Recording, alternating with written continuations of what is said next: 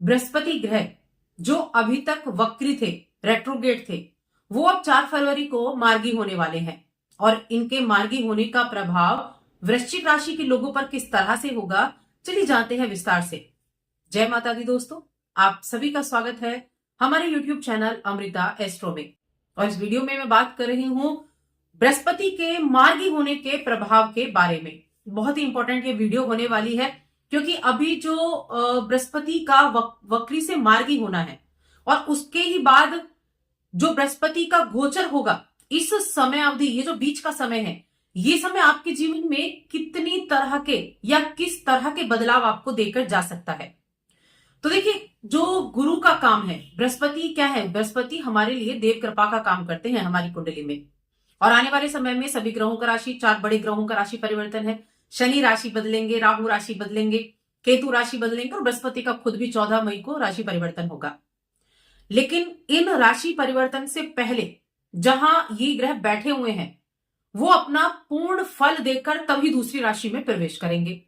क्योंकि जिस भाव में जो ग्रह आया है, पहले उसके रिजल्ट वो फुलफिल करेगा जो वहां देने के लिए आया है, उसके बाद ही तो दूसरे घर में प्रवेश करेगा। तो अब कहने का मतलब है, मैं वृश्चिक राशि, वृश्चिक लग्न की बात कर रही हूं, जो कि मंगल की राशि है और ये गुरु के नैसर्गिक मित्र की राशि है।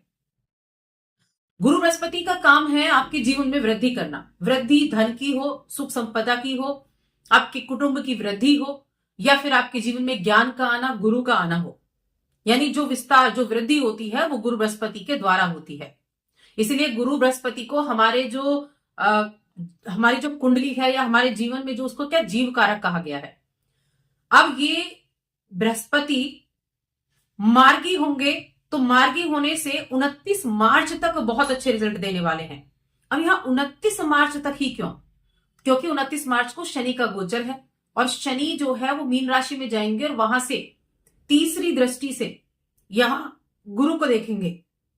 तो जो शनि की तीसरी दृष्टि होती है वो क्या करती है, चीजों को सीमित कर देती है, जो रिजल्ट है उनको सीमित कर देती है। क्योंकि शुक्र की राशि जो ये वृषभ राशि है, ये एक स्थिर राशि भी है। तो कहीं ना कहीं ये रिजल्ट जो है ये 29 मार्च तक आपको मिलेंगे।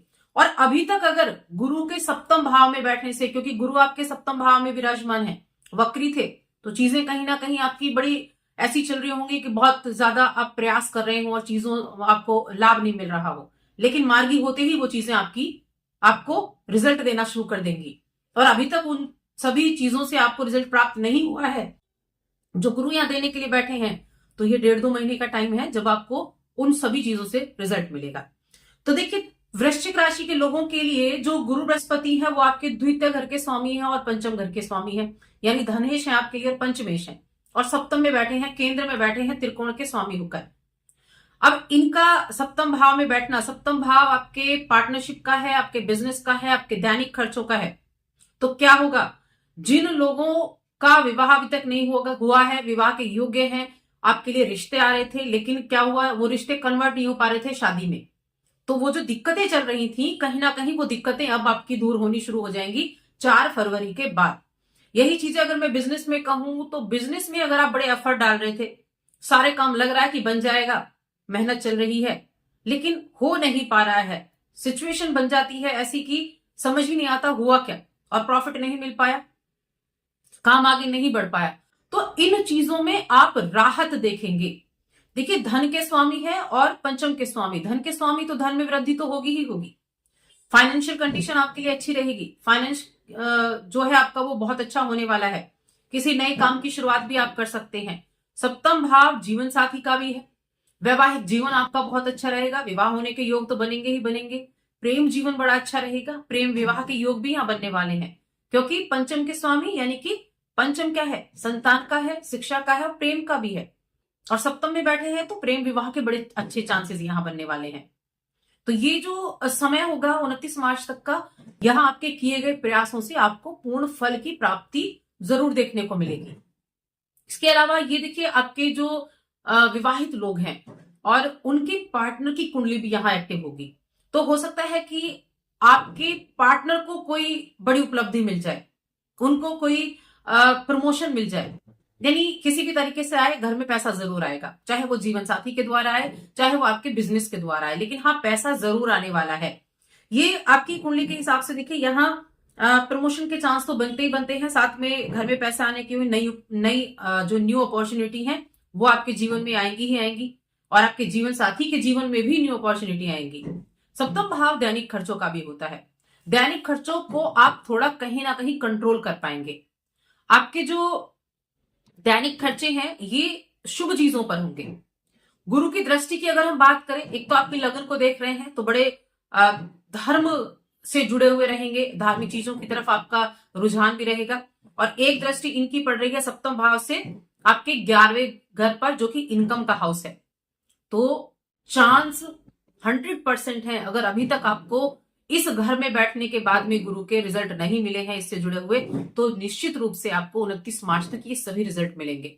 व्यापार में वृद्धि, शेयर मार्केट के द्वारा भी आपको लाभ देखने को मिलेगा। धन में वृद्धि निश्चित रूप से होगी। प्रेम विवाह के चांसेस सबसे ज्यादा यहाँ बनने वाले हैं। बिजनेस में किए गए प्रयासों के द्वारा अच्छा लाभ मिलेगा। साथ में इनकी दृष्टि आपके 3रे घर पर भी है, तो आपके ट्रेवल भी रहेंगे। कामकाज के द्वारा आपके ट्रेवल रह सकते हैं, कमीशन के द्वारा आपको लाभ हो सकता है, मीडिया के थ्रू आपको लाभ यहाँ हो सकता है। आप अपने बिजनेस का जो एडवर्टाइज के जरिए अगर आप उसका प्रमोशन करते हैं, एडवर्टाइज आप देते हैं, तो मैं कहूंगी सोशल मीडिया का उपयोग करना आपके लिए बहुत उत्तम रहेगा। आप धर्म से जुड़े हुए हैं, उन चीजों के लिए भी यहाँ बहुत अच्छा समय रहने वाला है। आईटी फील्ड से हैं, फाइनेंशियल फील्ड से हैं, तो भी बड़े उत्तम रिजल्ट यहाँ आपको देखने को मिलने वाले हैं। कहने का मतलब है गुरु जिस प्रॉमिस को लेकर सप्तम भाव में आया उसको वो पूरा करेगा ही करेगा, तभी वो दूसरे घर में प्रवेश करेगा। अपने जीवन में इन रिजल्ट को अगर आप जल्दी पाना चाहते हैं तो आप गुरु से जुड़े हुए उपाय जरूर करें। एक तो होता है गुरु के बीज मंत्र का जाप, बहुत पावरफुल होता है गुरु के बीज मंत्र का जाप करना। या तो आप गुरु के बीज मंत्र का जाप कीजिए, संकल्प लेकर के आप इतने दिन में इतने जाप करेंगे, या फिर आप संकल्प लेकर व्रत कर सकते हैं। गुरुवार के बृहस्पतिवार का व्रत कर सकते हैं कि मैं संकल्प लेकर 11 दिन के व्रत करूंगा या करूंगी मेरी इस इच्छा को पूर्ण करने के लिए। तो जब आप संकल्प लेकर गुरुवार के व्रत करते हैं तो ये शीघ्र अतिशीघ्र उन रिजल्ट को आपको प्रदान करते हैं। तो बस आज की इस वीडियो में इतना ही।